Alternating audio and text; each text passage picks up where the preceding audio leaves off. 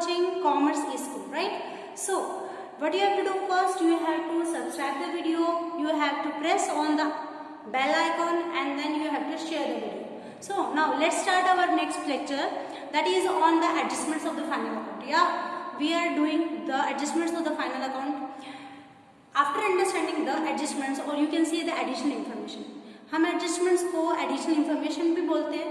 तो additional information और adjustments जब आप समझ जाएंगे तो आप क्विकली अपना प्रॉब्लम टैली कर पाएंगे, राइट? ज़्यादातर बच्चों को प्रॉब्लम टैली नहीं हो रहा ऐसा प्रॉब्लम आता है.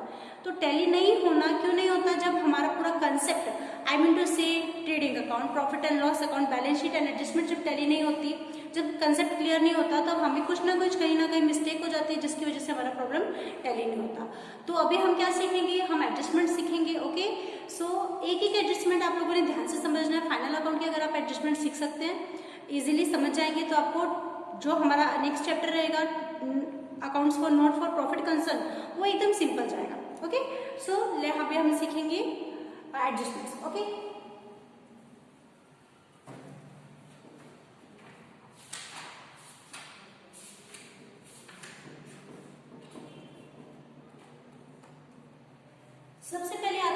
सबसे पहली एडजस्टमेंट आती है क्लोजिंग स्टॉक. पहले तो आप लोगों को ये पता होना चाहिए, एडजस्टमेंट्स आपको दो तरीके से दिखाई देगी. एक होती है सिंपल एडजस्टमेंट्स, एक होती है हिडन एडजस्टमेंट्स.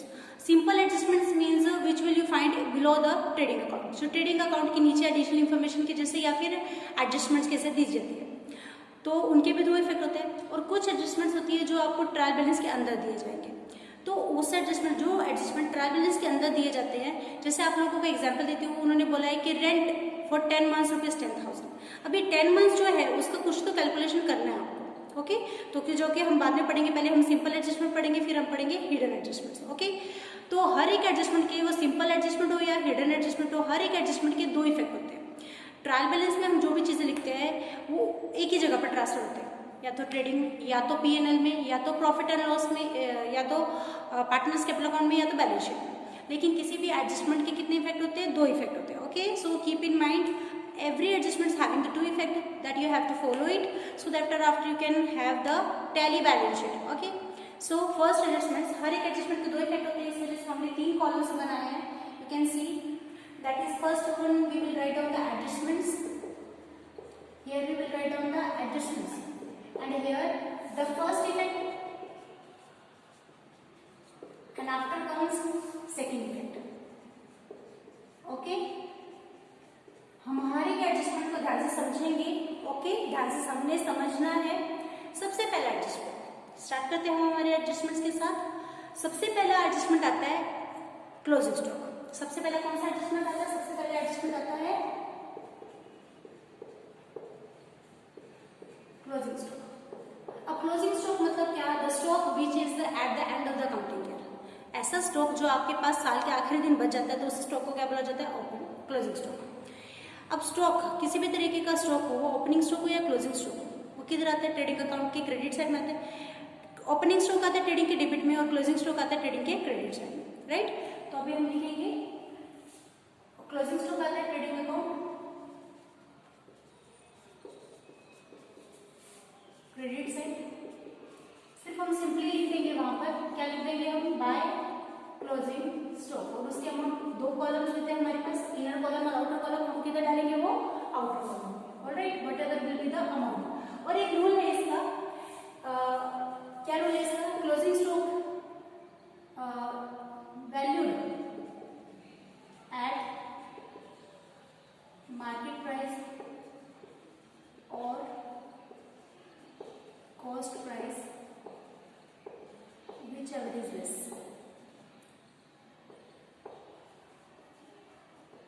क्लोजिंग स्टॉक की कौन सी वैल्यू ली जाती है?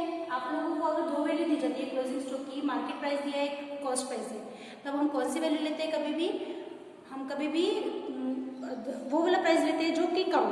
मान लो आपको दो प्राइस दिए, एक 10,000 दिए, एक 12,000 दिए, तो हम कौन सा लेंगे? हम 10,000 लेंगे. ओके, क्यों लेंगे 10,000? क्योंकि कभी भी हम एक कंजर्वेटिज्म का कंसेप्ट फॉलो करते हैं, इस वजह से हम क्लोजिंग स्टॉक की वैल्यू कौन सी लेते हैं? कम वाली लेते हैं. ओके, और उसके बाद आता है ये क्लोजिंग स्टॉक किधर लिखेंगे? हम आउटर कॉलम में लिखेंगे, इसके सामने लिखना है आउटर कॉलम में. और किधर आता है? इसका सेकंड इफेक्ट किधर आता है? बैलेंस शीट के एसेट साइड में. हम दूसरा इफेक्ट किधर आता है? बैलेंस शीट के एसेट साइड। ऑलराइट, क्योंकि बैलेंस स्टॉक मतलब असेट है फॉर्म के लिए, एसेट साइड में हम लिखेंगे, क्या लिखेंगे, क्लोजिंग स्टॉक।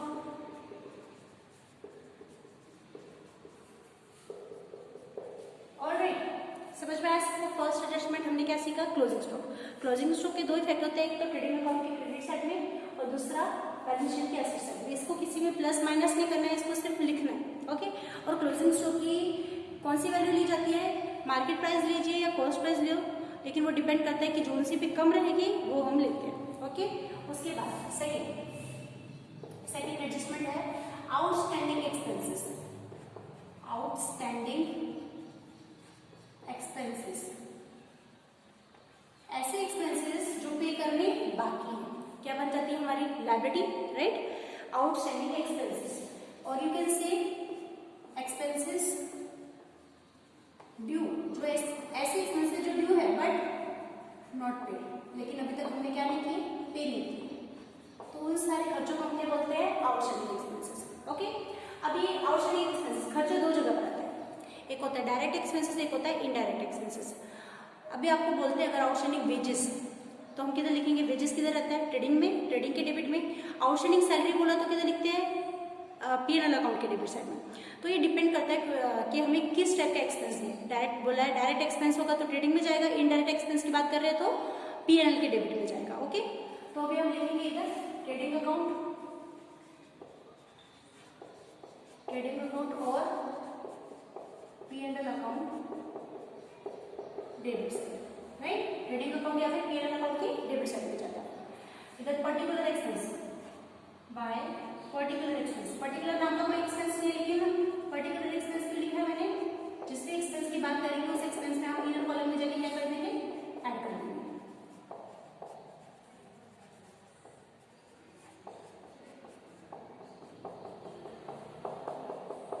और ये आउटस्टैंडिंग एक्सपेंस किधर जाता है, लायबिलिटी साइड में जाता है, राइट।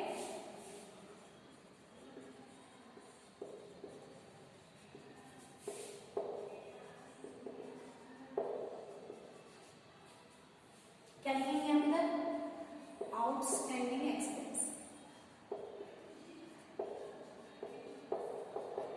कौन सी अमाउंट जाती है, ये वाली अमाउंट इधर जाती है। ओके, जैसे कि हम मान लेते हैं एग्जाम्पल के लिए, मान लो आपको दिया आउटस्टैंडिंग सैलरी, एडजस्टमेंट में आपको दिया है आउटस्टैंडिंग सैलरी ₹2000 और ऊपर ट्रायल बैलेंस में आपको दिया है सैलरी ₹5000, मतलब आपने 5000 सैलरी तो पे कर दी, लेकिन एडजस्टमेंट में क्या बताया कि आउटस्टैंडिंग है 2000 रुपये अभी भी पे करने बाकी है। तो कितनी सैलरी पे की, किधर आएगा, सैलरी किधर आएगा, P&L अकाउंट के डेबिट साइड में जाएगा, राइट, क्योंकि सैलरी की बात करें अगर वेजेस होता तो आपका ट्रेडिंग के डेबिट, राइट। अभी पर्टिकुलर एक्सपेंस मतलब हम सैलरी की बात कर रहे हैं, तो ये लिखेंगे हम बाय सैलरी कितना है, 5000 आपने पे कर दिया, लेकिन एडजस्टमेंट में बताया कि आउटस्टैंडिंग सैलरी है कितना, 2000, तो टोटल 5 इंटू कितना हो जाएगा, 7000, और जो 2000 पे करने बाकी है वो हमारी लायबिलिटी, इस वजह से वो 2000 पे किधर आएंगे, लायबिलिटी साइड में। ऑलराइट, ये वाली अमाउंट उधर जाती है। देन आफ्टर आउटस्टैंडिंग एक्सपेंस की बात आता है आउटस्टैंडिंग इनकम। आउटस्टैंडिंग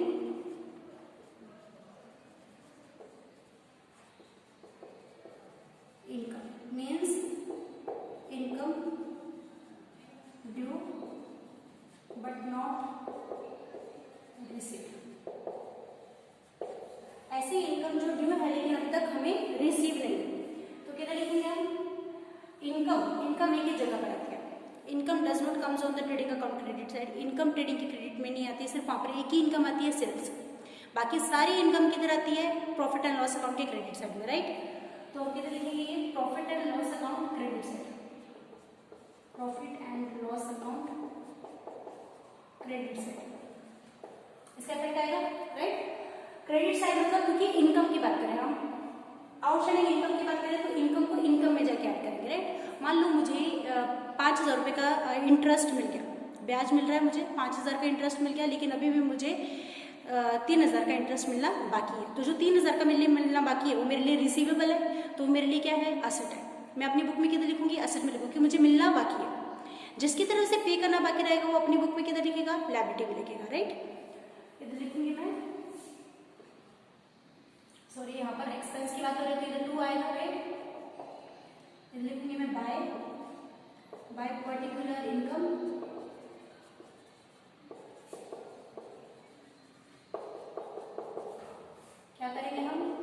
आउटस्टैंडिंग है, मैंने जैसे एग्जांपल बताया कि मुझे 5,000 रुपये का इंटरेस्ट मिल गया, लेकिन 3,000 का इंटरेस्ट मिलना बाकी है, मतलब मेरी टोटल इनकम इस साल कितनी होने वाली है? 8,000, राइट? Outstanding income.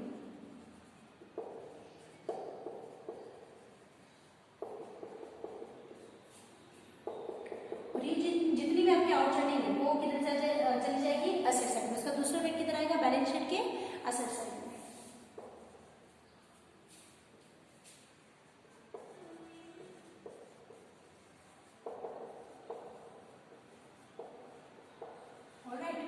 क्या लिखेंगे हम? Outstanding income.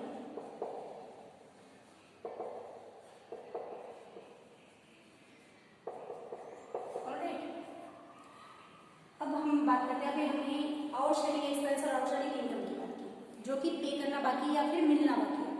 आउटस्टैंडिंग एक्सपेंस मतलब ऐसे एक्सपेंस जो आपकी तरफ से पे करने बाकी है, और आउटस्टैंडिंग इनकम मतलब जो ऐसी इनकम जो आपको मिलनी बाकी है।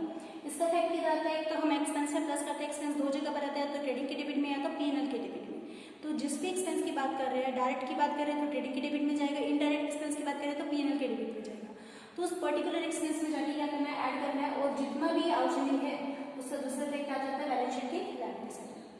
अब आउटस्टैंडिंग इनकम, ऐसी इनकम जो आपको मिलने बाकी है, कुछ मिल गई लेकिन कुछ मिलने बाकी है, तो किधर आएगी? इनकम किधर आती है? इनकम एक ही जगह पर आती है, पीएनएल अकाउंट के क्रेडिट साइड में। तो पीएनएल अकाउंट के क्रेडिट साइड में हम लिखेंगे पर्टिकुलर इनकम, जो भी पर्टिकुलर इनकम की बात है उस पर्टिकुलर इनकम में जाके ऐड कर देंगे और आउटपुट कर देना चाहिए, और ये इनकम किधर आ जाएगी? बैलेंस शीट के असेट साइड में।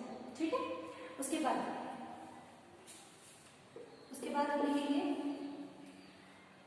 Prepaid expense.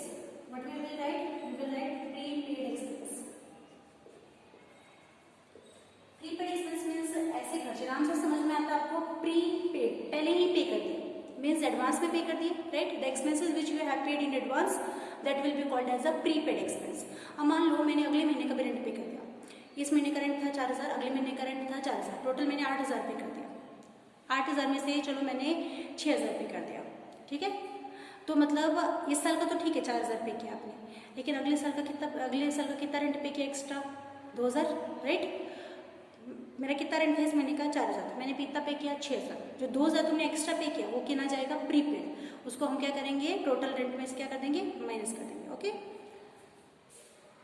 Prepaid expense means expense paid in advance. ऐसे खर्चे जो हमने क्या कर दिए? एडवांस में कर दिए। ओके, तो ये किधर आता है? एक्सपेंसेस, वापस से एक्सपेंस की बात हो रही है, प्रीपेड एक्सपेंस बोलो या फिर आउटस्टैंडिंग एक्सपेंस बोलो। एक्सपेंस दो जगह पर आते हैं, ट्रेडिंग के डेबिट में या फिर पीएनएल के डेबिट में। ट्रेडिंग के डेबिट में आते हैं डायरेक्ट एक्सपेंसेस, पीएनएल के डेबिट में आते हैं इनडायरेक्ट एक्सपेंसेस, राइट? तो किधर आएगा? ट्रेडिंग के डेबिट में ट्रेडिंग अकाउंट या फिर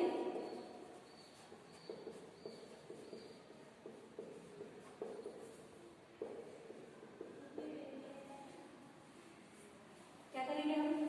डेबिट साइड में लिखेंगे तो पर्टिकुलर एक्सपेंस में जाके क्या करेंगे? माइनस। आउटस्टैंडिंग की बात जब भी होती है तो प्लस करना है, और प्रीपेड की बात जब भी होगी तो क्या करना है? माइनस। ओके, ये सारी छोटी छोटी बातें लेकिन हमें ध्यान में रखनी है। तो हमें लिखेंगे टू पर्टिकुलर एक्सपेंस, जो भी एक्सपेंस की बात होती है, वेजेस की बात होती है तो वेजेस में जाके माइनस करेंगे, और प्रीपेड एक्सपेंस माइनस कर देंगे हम।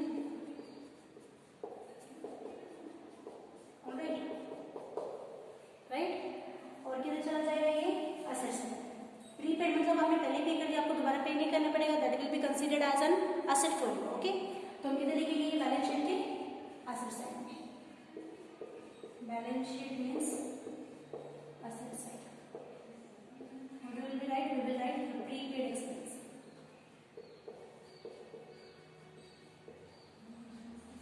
ओके, मैं दोबारा बता देती हूँ, पर्टिकुलर मतलब जिस भी एक्सपेंस की बात कर रहे हो, मान लो सैलरी की बात कर रहे हैं तो वो एक पर्टिकुलर एक्सपेंस है, तो उस पर्टिकुलर एक्सपेंस में क्या क्या लिखेंगे? सैलरी। वेजेस की बात हो रही है तो क्या लिखेंगे? वेजेस। रेंट की बात हो रही है तो क्या लिखेंगे? Rent. Okay, so this is a 4 adjustment. अभी बहुत सारी एडजस्टमेंट बाकी है, ठीक है? तो अभी तक हमने कितनी एडजस्टमेंट पढ़ी? 4 एडजस्टमेंट पढ़ी, closing stock, outstanding expense, outstanding income and the prepaid expense. Okay, अभी हम सीखेंगे हमारे आगे के एडजस्टमेंट्स, जो कि क्या है? 5th नंबर की एडजस्टमेंट है हमारी अभी pre received income. Pre received income, pre have received in advance, ऐसी इनकम जो आपको एडवांस में मिल चुकी है, तो वो क्या है हमारे लिए लायबिलिटी है, क्योंकि हमें वो बाद में मिलेगी क्या, नहीं। इसको क्या काउंट किया जाता है, pre received income means the income which you have received in advance, it will be considered for you as a liability. Okay, और आपको इनकम पहले ही मिल चुकी है, प्री रिसीव्ड मतलब माइनस कर देंगे हम, वो दोबारा मिलेगी क्या, नहीं, इस वजह से हम क्या कर देंगे, माइनस कर देंगे। ओके, प्री रिसीव्ड इनकम, अगर मुझे ये पता करना है कि मेरे इस साल कितनी इनकम हुई, तो मुझे जो एक्स्ट्रा इनकम मिली वो मैं क्या कर दूंगी, डिडक्ट कर दूंगी, तो मुझे पता चल जाएगा कि मुझे इस साल इनकम कितनी हुई, राइट। मान लो कोई कॉलेज की अकाउंट बना दी, किसी बच्चे से 10,000 रुपये मिले और इस साल की फीस तो सिर्फ 3,000 थी, तो 3,000 मतलब 7,000 माइनस कर देंगे ताकि पता चलेगा कि इस साल की कितनी है, 3,000 है, राइट। अभी क्या है, pre received income means income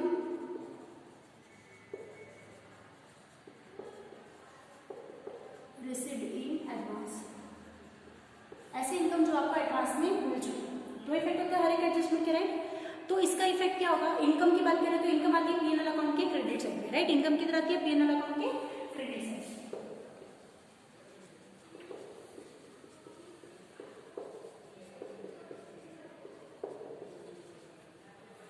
PNL account के क्रेडिट साइड में क्या लिखेंगे हम, पर्टिकुलर इनकम,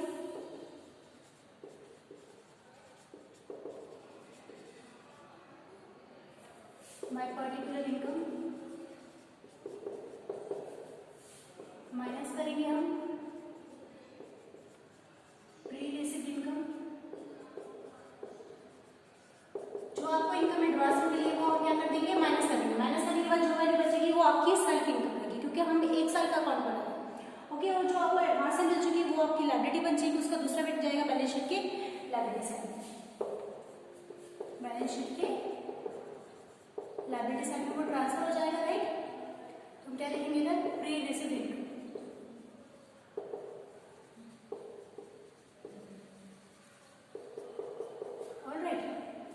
उसके बाद अब और एडजस्टमेंट्स करते हैं। अभी हम 6 एडजस्टमेंट सब लोगों की outstanding expense, outstanding income, pre received income, prepaid expense, इन 4 बातों का मेन ध्यान रखना है, क्योंकि एग्जाम में हमें आता है तो हमें प्रॉब्लम हो जाती है उस टाइम में।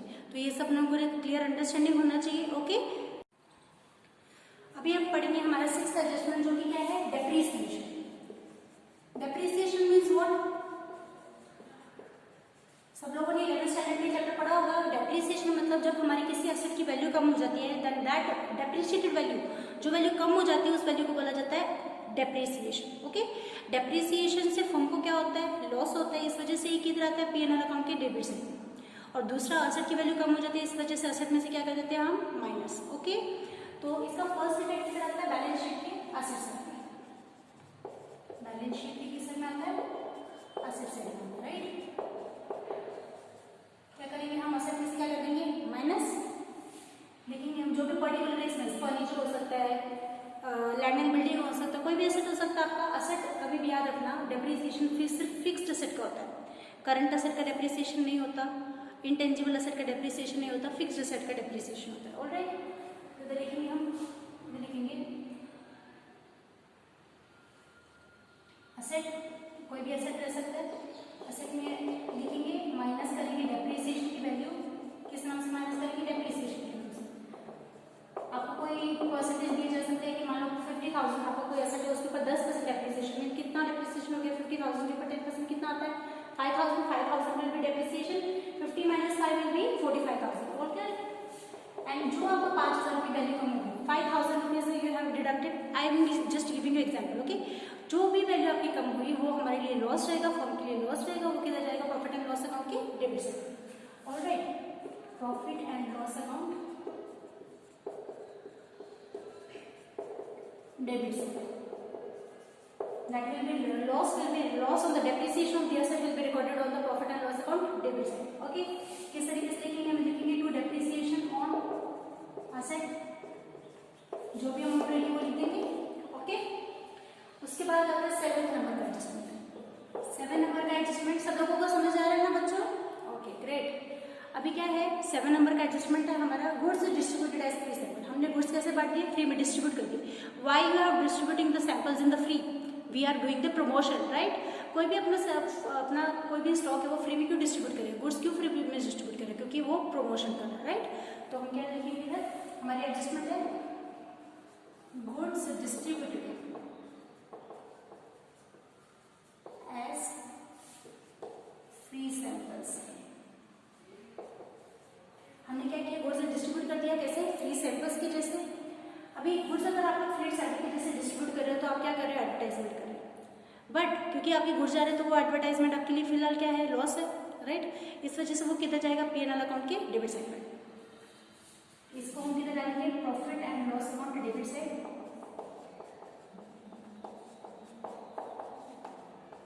डेबिट साइड में जाएगी, किस नाम से लिखेंगे हम इधर, टू एडवर्टाइजमेंट। किस नाम से लिखेंगे इसको हम, एडवर्टाइजमेंट के नाम से लिखेंगे, राइट। क्योंकि हम गुड्स फ्री में बांट रहे हैं तो हमारे लिए लॉस है, लेकिन वो लॉस कैसा, एडवर्टाइजमेंट है, एडवर्टाइजमेंट का प्रॉफिट आपको फ्यूचर में रहता है, अभी फिलहाल लॉस है, इस वजह से किधर रहेगा, profit and loss account debit side. And that दूसरा टर्म आपके पास से क्या जा रहा है, गुड्स जा रहा है। मैंने आप लोग को बताया था ट्रेडिंग अकाउंट के क्रेडिट साइड में क्या आता है, जब भी आपके बिजनेस से किसी भी तरीके से गुड्स जा रहा है तो वो किधर आता है, ट्रेडिंग अकाउंट के क्रेडिट साइड में। अब गुड्स जा रहे हैं तो गुड्स जा रहे हैं मतलब किधर आएगा, ट्रेडिंग अकाउंट के क्रेडिट साइड में आएगा, right, trading account credit side.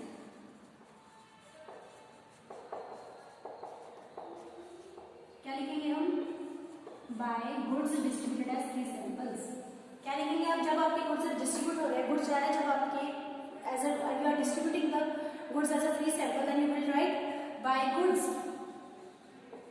Distributed as free samples, alright. अभी उसके बाद आता है एक और एडजस्टमेंट है 8 नंबर का। जब आपने बोला कि अनइंश्योर्ड गुड्स, किस तरीके के goods, uninsured goods distributed as a destroyed by fire. आप लोगों के ऐसे गुड्स डिस्ट्रॉयड हो गए जो जिसका आप लोगों ने इंश्योरेंस ही नहीं करवाया, तो आपको इंश्योरेंस कंपनी से कुछ मिलने वाला है, नहीं, कुछ भी नहीं मिलेगा, राइट। अनइंश्योर्ड गुड्स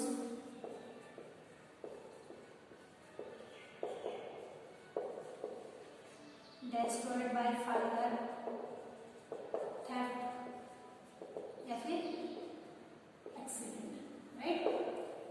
तो हम क्या लिखेंगे इधर, आपके गुड जल गए, ऐसे गुड जल गए जो कि आप जिसका आपने इंश्योरेंस नहीं करवाया, then you are going to receive any amount from the insurance company, no, insurance company not going to pay because the goods are not insured. अगर किसी गुड्स का आप इंश्योरेंस करवाते तो इंश्योरेंस कंपनी से आपको मिलेगा, लेकिन आपने जब गुड्स का इंश्योरेंस करवाया ही नहीं तो आपको इंश्योरेंस कंपनी से कुछ भी पैसा मिलने वाला नहीं है। मान लो हमारे गुड्स का 5000 गुड्स जल गए, तो 5000 रुपये एक तो गुड्स ज़्यादा है, एक गुड्स जा रहे हैं, इस वजह से किधर आएगा, ट्रेडिंग अकाउंट के क्रेडिट साइड में। दूसरा लॉस हो गया, उस वजह से वो किधर आएगा, प्रॉफिट एंड लॉस अकाउंट के डेबिट साइड में, right. Profit and loss account debit side किस नाम से लिखेंगे, हम लिखेंगे टू लॉस बाय फायर या फिर टू लॉस बाय थेफ्ट, या फिर एक्सीडेंट हो जाता है तो to loss by accident, okay, to loss by fire.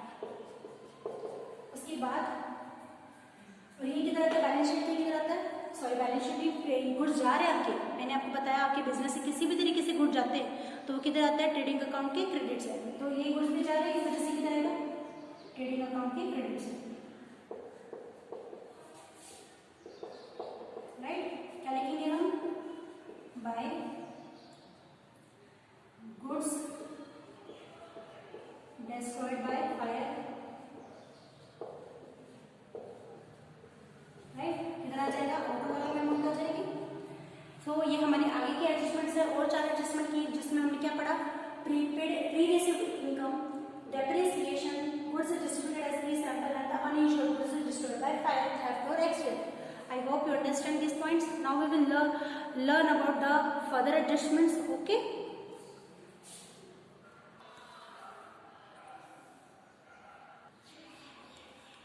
अभी हमारा 9th नंबर का एडजस्टमेंट है, जिसमें हम क्या पढ़ रहे हैं, पहले हमने 8th में पढ़ा कि अनइंश्योर्ड गुड्स डिस्ट्रॉयड होता है, ऐसे गुड्स जिसका आपने इंश्योरेंस ही नहीं करवाया वो अगर जल जाए तो आपको इंश्योरेंस कंपनी से कुछ नहीं मिलेगा। उसके कितने इफेक्ट है, 2 इफेक्ट है। Now we are going to study the insured goods destroyed होता है, ऐसे गुड्स जलते हैं जिनका हमने क्या करवाया, इंश्योरेंस करवाया। तो सिर्फ ये एक एडजस्टमेंट्स वैसी है जिसके 3 इफेक्ट है, बाकी हर एक एडजस्टमेंट के 2-2 इफेक्ट होते हैं। सिर्फ सिंगल एडजस्टमेंट ये है जिसमें हर कितने इफेक्ट है, 3 इफेक्ट है, ओके।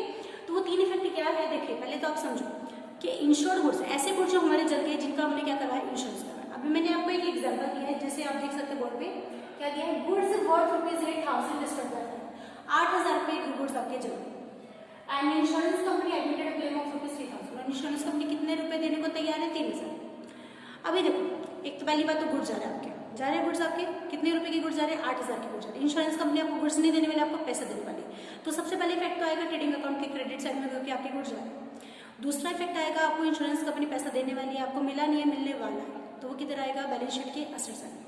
और दूसरा आएगा कि आपका 8,000 रुपये के गुड्स जल गए और उसमें से 3,000 मिलने वाले, मतलब 5,000 का तो लॉस हो गया। लॉस मतलब किधर आता है, P&L अकाउंट के डेबिट साइड में। ओके, तो वी विल राइट। सबसे पहले इसका फर्स्ट इफेक्ट, इसका फर्स्ट इफेक्ट क्या आता है, इसका फर्स्ट इफेक्ट क्या है, ट्रेडिंग अकाउंट के क्रेडिट साइड।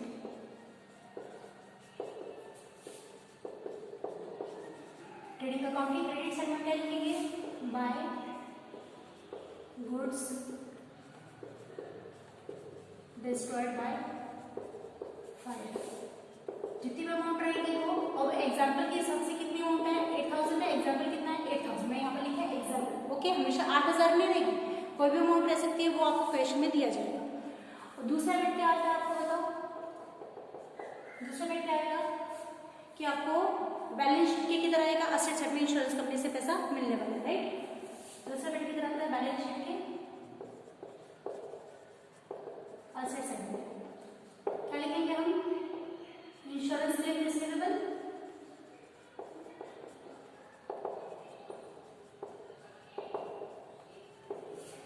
कितना पैसा मिलने वाला आपको इंश्योरेंस कंपनी से, 3,000 मिलने वाला है। तो एग्जाम्पल के बेसिस पर हम देखेंगे तो कितना, 3,000 मिलने वाला है, राइट। और 8 का तो गुड्स चल गए, 3,000 रुपये का आपको इंश्योरेंस कंपनी देने वाली है। तो लॉस कितने का हुआ, 5,000 का लॉस हुआ। लॉस किधर आता है, P&L अकाउंट के डेबिट साइड में, राइट। तो हमारा थर्ड इफेक्ट क्या आएगा, profit and loss account debit side. क्या लिखेंगे हम, to loss by fire, how much will be the amount, ₹5,000। Okay, so these are the three effects. हमारे इस एडजस्टमेंट के 3 इफेक्ट होते हैं।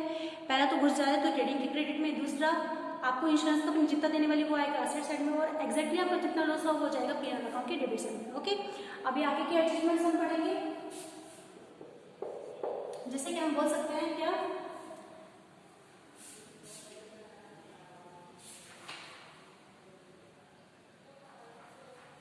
अभी हम बोलेंगे कि जैसे क्या है, goods withdrawn by partner, goods withdrawn bye partners.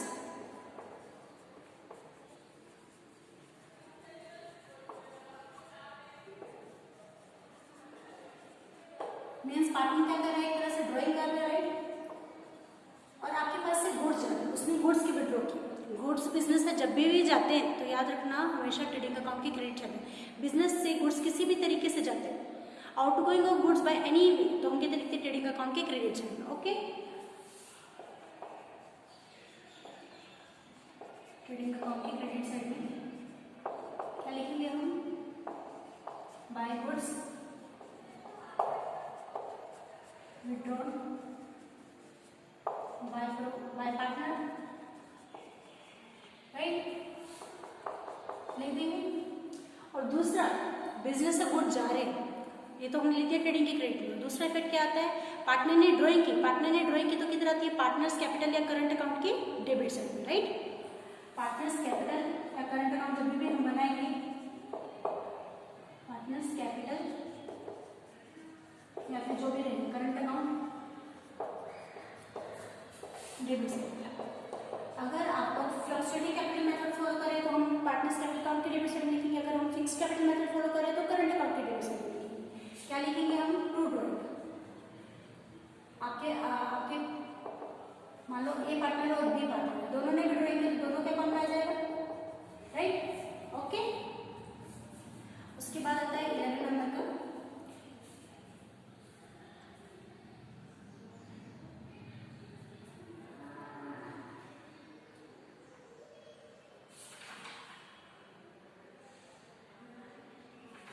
क्या लिख सकते हैं हम, interest on capital. Interest on capital capital एक वो है, कंसेप्ट है।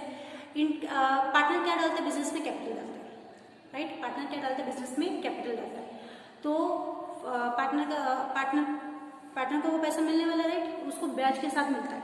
तो पार्टनर के लिए क्या वो प्रॉफिट है, लेकिन वो पैसा देना किसे पड़ रहा है? फर्म को देना पड़ रहा है। तो फर्म के लिए क्या रहेगा? लॉस। जब पार्टनर के लिए प्रॉफिट है तो फर्म के लिए लॉस है, जब फर्म के लिए प्रॉफिट है तो पार्टनर के लिए लॉस है। ये वाइस वर्सा हो जाता है, राइट। अभी हम क्या बोलेंगे? Interest on capital. Interest on capital, partner को कैपिटल मिलेगा और फर्म कौन देगी इसको? फर्म देगी। तो पार्टनर के लिए तो प्रॉफिट है, इसके लिए हम पार्टनर्स कैपिटल अकाउंट के क्रेडिट में डालते हैं, क्योंकि पार्टनर कैपिटल अकाउंट पार्टनर के नजरिए से होता है। पार्टनर के लिए प्रॉफिट है, इसके लिए पार्टनर के क्रेडिट में, लेकिन फर्म की लॉस है, इसके लिए पीएनएल अकाउंट के डेबिट साइड पे। ऑलराइट, पार्टनर्स कैपिटल या फिर करंट अकाउंट के किधर जाता है? Credit side, right. हम दोनों अकाउंट में डालते हैं। जब आप फ्लक्चुएटिंग कैपिटल मेथड फॉलो करते हैं तो आप कैपिटल के क्रेडिट पे लिखेंगे, और अगर आप फिक्स कैपिटल मेथड बना रहे हैं तो हम करंट अकाउंट बनाकर करंट अकाउंट के क्रेडिट पे लिखेंगे, ठीक है। क्या लिखेंगे हम? By interest on capital. A और बी जो भी पार्टनर रहेंगे उनके अकाउंट में चले जाएंगे, ओके। और दूसरा इफेक्ट आता है इंटरेस्ट ऑन कैपिटल। ये कौन रहा है? इंटरेस्ट दे कौन रहा है? फर्म दे रही है, इस वजह से फर्म के लिए क्या रहेगा? लॉस रहेगा। हम कितने लिखेंगे? प्रॉफिट एंड लॉस अकाउंट की debit side. Where we will write profit and loss account debit side. क्या लिखेंगे हम? प्रॉफिट एंड लॉस अकाउंट की डेबिट साइड में क्या लिखेंगे? क्या लिखेंगे हम? To interest on loan, to interest on capital, right.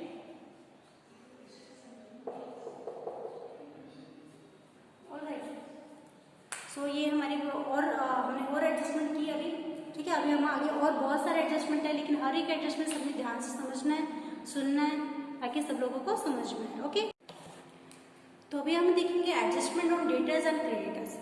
Debtors और क्रेडिटर की जो एडजस्टमेंट है वो बहुत केयरफुली करनी पड़ती है, क्योंकि वहाँ पर एक लिस्ट है जो एक सीक्वेंस से जाती है। If you are destroying the sequence, if you are not following the sequence, then your problem can not be correct, okay. तो आप लोगों को डेटर्स एंड क्रेडिटर्स के लिए जो मैं एक सीक्वेंस बताने वाली हूँ वो आपको फॉलो करना है, ओके।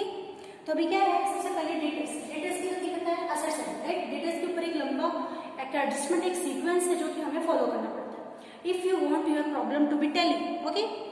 तो हम क्या लिखेंगे? Asset side. असेट साइड में मान लो क्या है?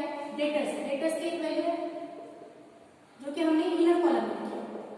अब ध्यान से एक एडजस्टमेंट ध्यान सबने सुनना है और इधर तो हम लिखने रही डेटर्स का फर्स्ट इफेक्ट है और इधर लिखेंगे हम डेटर्स का सेकंड इफेक्ट, ओके। इधर क्या लिखेंगे हम? डेटर्स का सेकंड इफेक्ट, ओके। तो पहला इफेक्ट क्या है? सबसे पहले हम लिखते हैं प्लस, लिखेंगे अनरिकॉर्डेड सेल्स। सबसे पहले हम लिखेंगे अनरिकॉर्डेड सेल्स, वो सेल्स जो हमने रिकॉर्डिंग नहीं की। कैसे कि हमने वो सेल्स उधारी पे सेल की।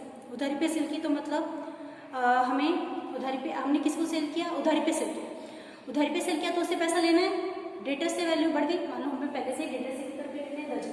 डेटर कौन होता है? जिसे हमें हमारा पैसा वापस लेने, हमने भी अभी उसको उधारी पे दिया था। हम कौन है? क्रेडिटर है, सामने वाला कौन है? डेटर। तो डेटर से हमें पैसे लेने तो वो हमारे लिए क्या है? Asset, okay. तो डेटर से जितना भी पैसा मिल रहा है उसको हमने और सेल कर दिया, और सेल कर दिया तो आपको मिलने वाला पैसा और बढ़ जाएगा, राइट। तो हम क्या लिखेंगे इधर? Unrecorded sales. बढ़ने के बाद आपका पैसा बढ़ गया, ये क्या किया हमने? प्लस किया। इसका दूसरा इफेक्ट क्या आता है? अनरिकॉर्डेड सेल्स का दूसरा इफेक्ट क्या आता है? सेल्स में भी क्या करते हैं? प्लस। और सेल्स कितना आता है? ट्रेडिंग अकाउंट के क्रेडिट साइड में, ठीक है ना। ट्रेडिंग अकाउंट के क्रेडिट साइड में हम सेल्स में क्या कर देंगे? प्लस कर देंगे। ट्रेडिंग अकाउंट के क्रेडिट साइड में हम सेल्स में क्या करेंगे? प्लस करेंगे। Sales added to sales. क्या करते हैं हम? सेल्स में क्या कर देते हैं? ऐड कर देते हैं, ओके। ट्रेडिंग अकाउंट के क्रेडिट साइड में जाके हम सेल्स में क्या कर देंगे? ऐड कर देंगे क्या? Unrecorded sales. उसके बाद दूसरा एडजस्टमेंट सीक्वेंस से जाना है, सब लोगों ने ध्यान से समझना है। Unrecord bill receivable discount, bill receivable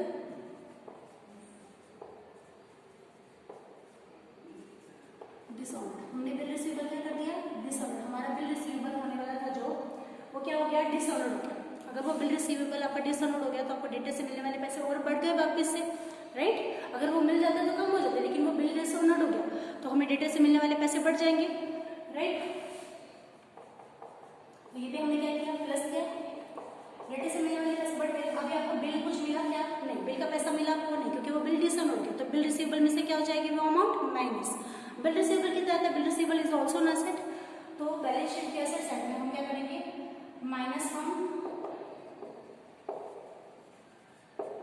bill receivable, किधर आता है, ये बैलेंस शीट के एसेट साइड में, राइट। बैलेंस शीट के एसेट साइड में हम क्या कर देंगे, माइनस कर देंगे, ओके। उसके बाद थर्ड आता है, हम क्या करते हैं, माइनस करते हैं। मीन्स कुछ गुड्स होते हैं जो हमने क्या किया, पार्टनर को दे दिया, लेकिन हमने क्या समझा कि हमने किसी को बेचा, तो हमें मान लो मैं कि गुड्स अपने पार्टनर को दे देती हूँ और मुझे क्या लगता है वो गुड्स मैंने बेचे, ठीक है। तो फिर वो डेटर से मुझे पैसा मिलने वाला है क्या, उसका नहीं, क्योंकि वो तो हमने पार्टनर को दिया। डेटर क्यों देगा पैसा, क्योंकि तुमने उसको सेल ही नहीं किया, वो गुड्स किसको दिए, तुमने पार्टनर्स को दिए। तो it will be considered as a drawing and debtor के अकाउंट में से क्या कर देंगे, माइनस, क्योंकि वो पैसा डेटर से नहीं मिलने वाला, ओके। क्या है, goods supplied to partner, goods supplied to partner included in debtors. आपने गुड्स किसको सप्लाई की, पार्टनर को सप्लाई किया, इसमें आपने डाल दिया डेटर्स में डाल, तो डेटर में से क्या करना पड़ेगा, हमें माइनस करना पड़ेगा। और ये क्या है, ड्राइंग है ये, तो हम किस नाम से लिखेंगे, ड्राइंग। पार्टनर्स कैपिटल या पार्टनर्स कैपिटल अकाउंट या फिर करंट अकाउंट की किस लिखेंगे आप, डेबिट साइड, राइट।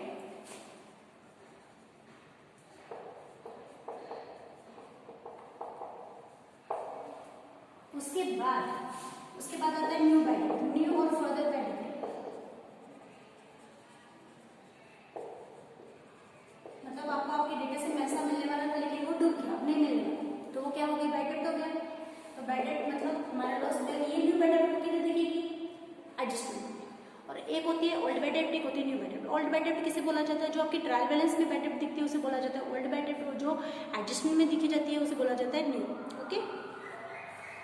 तो हम एक तो डेटर में से क्या कर देंगे, माइनस कर देंगे, और दूसरा जो न्यू बाय डेबिट है उसको ओल्ड बाय डेबिट में क्या कर देंगे, प्लस कर देंगे, okay. It will be added in the old by debit, added to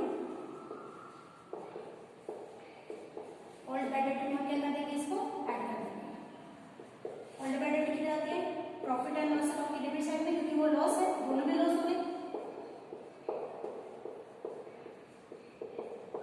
right. और उसके बाद न्यू बाय डेबिट के बाद आता है new RDD, new reserve for doubtful debt.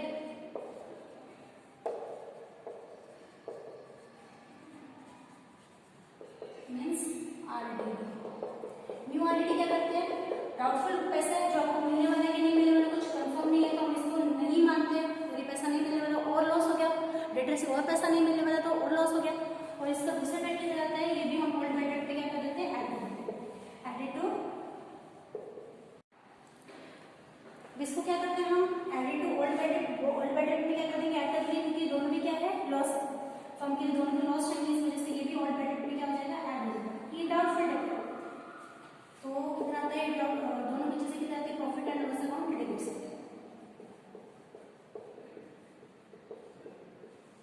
Okay. और एक और है, लास्ट है, क्या है,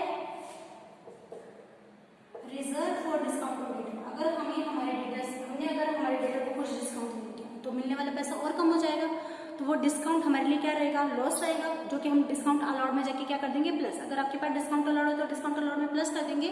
दूसरा इफेक्ट, अदरवाइज हम P&L अकाउंट के डेबिट साइड में जस्ट लिख देंगे टू रिजर्व फॉर डाउटफुल डेब्ट, okay. Sorry, discount on debtors, reserve for discount on debtors. इसका दूसरा इफेक्ट कितना आएगा, जो हमने डिस्काउंट दिया हमारे कस्टमर्स बोलो, डेटर्स बोलो, उनको जो डिस्काउंट दिया उनके मिलने वाला पैसा कम हो जाएगा, इस वजह से हमने माइनस कर दिया, और जो फाइनल वैल्यू हमें डेटर से मिलेगी आउटर कॉलम में आ जाएंगे। ओके, और इसका दूसरा इफेक्ट किधर आएगा, आपने इसको ऐड कर देंगे, added to discount allowed,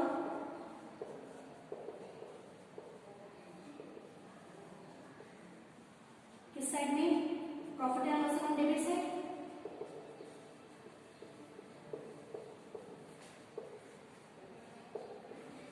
okay, तो इस तरीके से हमारा ये पूरा सीक्वेंस है, सबने ध्यान से समझना है कि ये सीक्वेंस फॉलो होना चाहिए। अगर आपके पास क्वेश्चन में दो चीजें दी गई है, आपको दिया है बिल रिसीवेबल डिसऑनर और आपको दिया है न्यू बैड डेट, तो हमें क्या करना है, पहले हमें बिल रिसीवेबल डिसऑनर प्लस करना, उसके बाद न्यू बैड डेट प्लस करना। ओके, और क्योंकि अभी क्या है, मान लो आपको बैड डेट का परसेंटेज दिया जाए तो हम किस वैल्यू पे निकालेंगे, जो ये वैल्यू बचती है बैलेंसिंग वैल्यू पे हम वो कैलकुलेट करते हैं। तो ये सीक्वेंस होना चाहिए, किसी को भी ऊपर नीचे आप अपने मन से नहीं कर सकते, अगर आप करते हैं तो आपका प्रॉब्लम खराब हो जाएगा। ओके, तो ये सीरियसली करना है सबने।